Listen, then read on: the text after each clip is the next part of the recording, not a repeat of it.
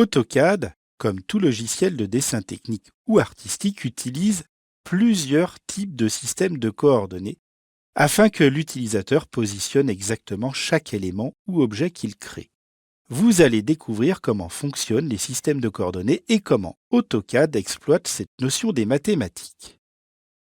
Le système de coordonnées le plus connu est appelé cartésien car il a été décrit par le philosophe et mathématicien français René Descartes dans son premier livre de géométrie paru en 1637.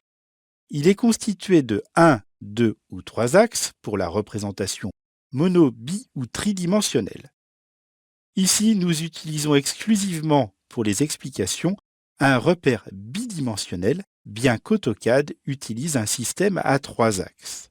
Tout repère possède une origine 0 qui est placée à la croisée des axes.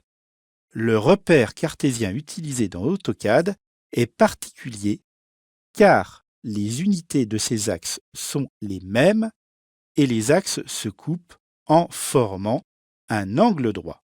On dit de ce type de repère qu'il est orthonormé. Les deux axes de ces systèmes de coordonnées sont appelés respectivement axe des X ou abscisses et axe des Y ou ordonnées.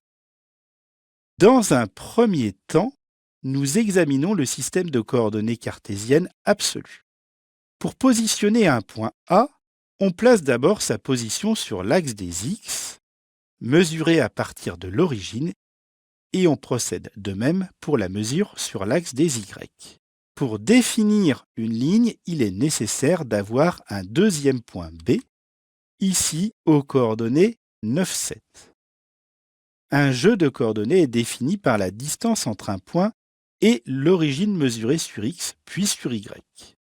Un jeu de coordonnées dont toutes les valeurs sont déterminées à partir de l'origine est appelé jeu de coordonnées absolues.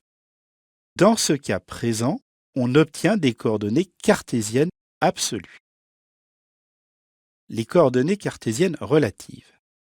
Il existe la possibilité de déterminer les coordonnées de points non plus par rapport à l'origine, mais par rapport au dernier point défini. Pour le point A, pas de changement.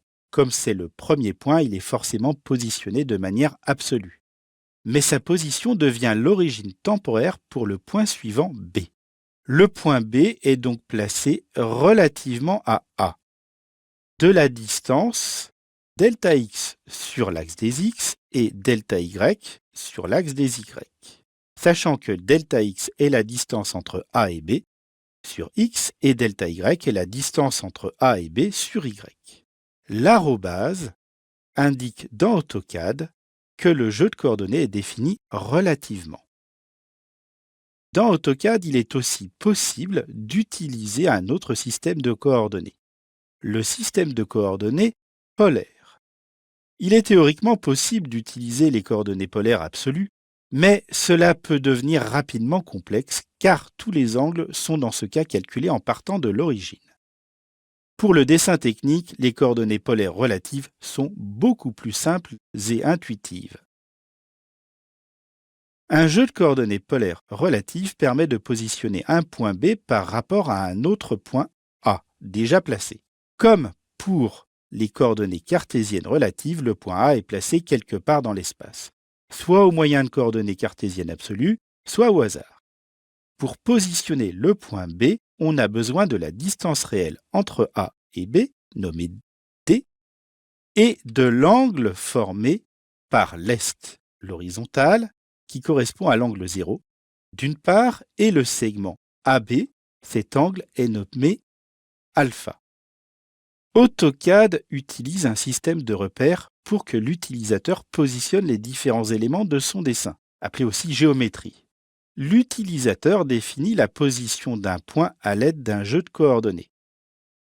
Cartésienne absolue notée dans AutoCAD x, y, cartésienne relative notée dans AutoCAD x, y, polaire relative notée dans AutoCAD distance inférieure à l'angle.